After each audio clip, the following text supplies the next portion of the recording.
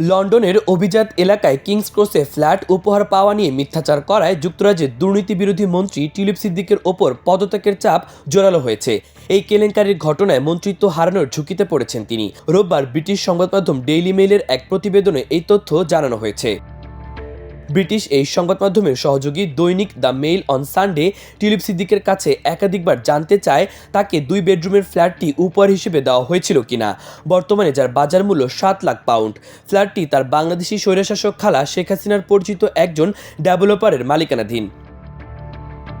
জবাবে উপহার হিসেবে ফ্ল্যাট পাওয়ার অভিযোগ অস্বীকার করেছেন টিউলিপ সিদ্দিক। তিনি জোর দিয়ে বলেছেন ফ্ল্যাটটি তার বাবা মা তাকে কিনে দিয়েছেন।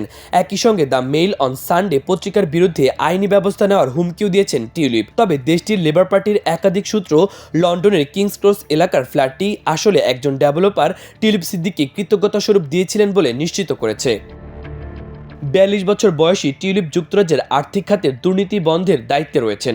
বাংলাদেশে তিনি ও তার পরিবারের 4 সদস্যের বিরুদ্ধে একটি পারমাণবিক বিদ্যুৎ কেন্দ্র থেকে 3.9 বিলিয়ন পাউন্ড আত্মসাতের অভিযোগের তদন্ত চলছে। শনিবার রাতে ব্রিটেনের টরি এমপিরা দাবি জানিয়ে বলেন, টিউলিপ সিদ্দিক যদি তার বিরুদ্ধে ওঠা অভিযোগের বিষয়ে ব্যাখ্যা না দিতে পারেন তাহলে তার অর্থমন্ত্রীর পদ থেকে সরে দাঁড়ানো উচিত।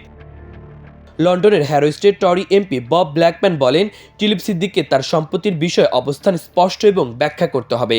আসলে তিনি কি বলেছেন এবং কেন, যদি তিনি তা না করেন তাহলে মন্ত্রী হিসেবে তার অবস্থান অগ্রহণযোগ্য হবে। ব্রিটেনের স্বরাষ্ট্র মন্ত্রণালয়ের ছায়ামন্ত্রী ম্যাট ভিকার্স বলেন, সরকারের কোনো সদস্যের বিরুদ্ধে এই ধরনের অভিযোগ অগ্রহণযোগ্য, কিন্তু সেই সদস্য যখন স্টারমারের দুর্নীতি বিরোধী মন্ত্রী তখন তা আরও বেশি প্রশ্নবিদ্ধ।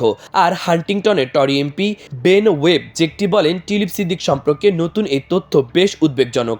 এখন দেখা যাচ্ছে ফ্ল্যাটটি উপহার হিসেবে পাওয়া, কেনা না এবং আগের দাবি অনুযায়ী না কেনার বিষয়ে টিউলিপ সিদ্দিকের কাছে আরও কিছু প্রশ্নের উত্তর জানা বাকি আছে।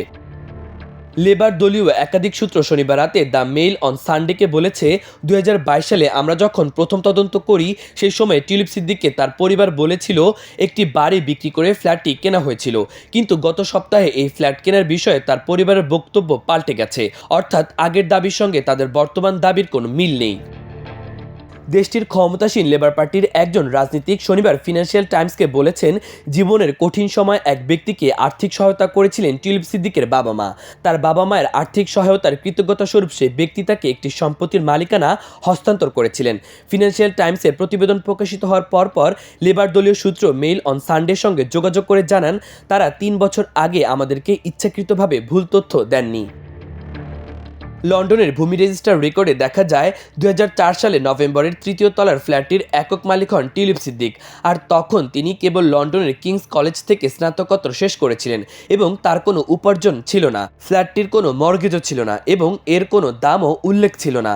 এর ফলে ফ্ল্যাটটি যে কেনা হয়নি এবং তার কাছে হস্তান্তর করা হয়েছিল সেটির প্রমাণ মিলেছে। মেইল অন সানডে বলছে, ফ্ল্যাটটির আগের মালিক 70 বছর বয়সী বাংলাদেশি আব্দুল মোতালিফ 2001 সালে সেটি 1,95,000 পাউন্ডে কিনেছিলেন বলে জানিয়েছেন। 2022 সালের এপ্রিলে মেইল অন সানডের পক্ষ থেকে টিউলিপ সিদ্দিকের কাছে জানতে চাওয়া হয়েছিল ফ্ল্যাটটি তাকে উপহার হিসেবে দেওয়া হয়েছিল কিনা। তখন লেবার পার্টির এক ইমেইলে বলেছিল, 20 বছর আগে টিউলিপের বাবা মা যখন আলাদা হয়েছিলেন তখন তাদের পারিবারিক বাড়ি বিক্রি করে কিংস ক্রস এলাকার ফ্ল্যাটটি কিনেছিলেন। ফ্ল্যাট কেনার এই অর্থ অন্য কোনো উৎস থেকে এসেছে এমন দাবি একেবারে ভুল এবং মানহানিকর। পরে টিউলিপ সিদ্দিকের পরিবারের বিষয়ে অনুসন্ধান করে মেইল অন সানডে। অনুসন্ধানে 2022 সালে অথবা তার আগে টিউলিপ সিদ্দিকের পারিবারিক বাড়ি বিক্রি করার কোনো প্রমাণ পায়নি ব্রিটিশ এই সংবাদ মাধ্যম।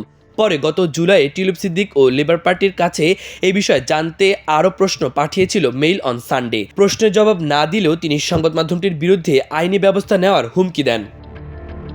মাহবুবুর রহমান ইমন, আমার দেশ।